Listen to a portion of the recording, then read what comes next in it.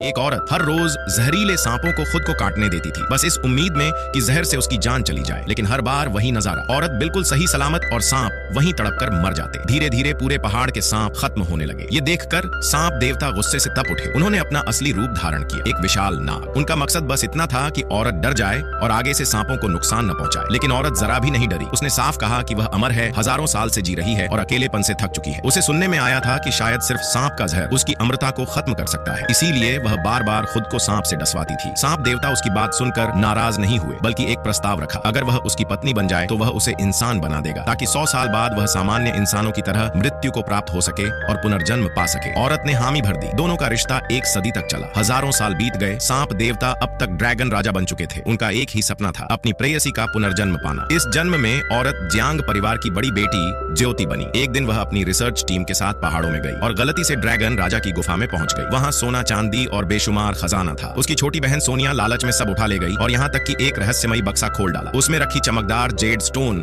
दरअसल ड्रैगन राजा की सबसे कीमती धरोहर थी। ये जानकर ड्रैगन राजा गुस्से से गरज उठे। पूरी गुफा हिलने लगी। डर से सोनिया पहले भागना चाहती थी, लेकिन फंस गई। ज्योति ने अपनी जान की परवाह किए बिना उसे बाहर निकाला, लेकिन ठीक दरवाजे तक पहुंचते ही सोनिया ने उसे धक्का दे दिया ताकि वह अकेले पूरा खजाना हड़प सके। पत्थर गिरने लगे और ज्योति बेहोश हो गई। तभी बिजली चमकी और वह एक अजनबी घर में जागी। सामने वही ड्रैगन राजा थे और जब उन्होंने उसका चेहरा देखा तो यकीन नहीं हुआ, क्योंकि वही तो उनकी खोई हुई प्रेयसी थी। राजा ने कस्में खाई कि अब उसे कभी अकेला नहीं छोड़ेंगे। ज्योति ने भी उसकी मदद के लिए हामी भर दी। दोनों महीनों तक साथ रहे। इस दौरान उसने जाना कि यह साधारण इंसान नहीं, वह आग बुला सकता था, पल भर में कहीं भी ले जा सकता था। जब ज्योति ने घर वापस जाने की इच्छा जताई तो राजा ने बस उसका कंधा पकड़ा और अगले पल वह अपने कमरे में थी। उसे आश्चर्य हुआ, पर साथ ही एहसास भी कि वह इतनी बड़ी शक्ति वाले प्राणी से रिश्ता नहीं जोड़ सकती। लेकिन राजा ने साफ कह दिया कि वह उसी से शादी करेगा। उसने पूछा कि इस युग में शादी के लिए क्या चाहिए। जब उसे पता चला कि आधार कार्ड और पहचान पत्र लगते हैं तो वह हंस पड़ा। उसने बस उसकी आत्मा पर अपनी मुहर लगा दी और चला गया इंतजाम करने। घर लौटने पर ज्योति को फिर से अपमान सहना पड़ा। सोनिया ने पिता के सामने उसकी बुराई की और पड़ोसी घर के घमंडी बेटे विक्रम चौधरी से शादी के लिए दबाव बनाया। पिता ने भी उसी का साथ दिया और उसे पीटना शुरू कर दिया। आखिरकार ज्योति फूट पड़ी। गलती मेरी सिर्फ इतनी है कि मैं ज्यांग परिवार में पैदा हुई। माँ के गुजरते ही आपने दूसरी औरत और उसकी बेटी को घर ले आए। मेरी मंगनी छीनी गई, मेरी जिंदगी छीनी गई। मैं बस एक बोझ बनकर रह गई। उसकी हिम्मत देखकर विक्रम के अंदर का घमंड और बढ़ गया। उसने ऐलान किया कि आज ही शादी होगी और जबरदस्ती उसे घसीटने लगा। ज्योति ने दांतों से उसका हाथ लहूलुहान कर दिया, लेकिन इस बार हालात अलग थे। उसकी किस्मत में अब अकेलापन नहीं लिखा था। आगे की कहानी देखने के लिए वीडियो को एक लाइक और चैनल को सब्सक्राइब जरूर करें, ताकि आने वाली वीडियो सबसे पहले आपके पास पहुंच सके।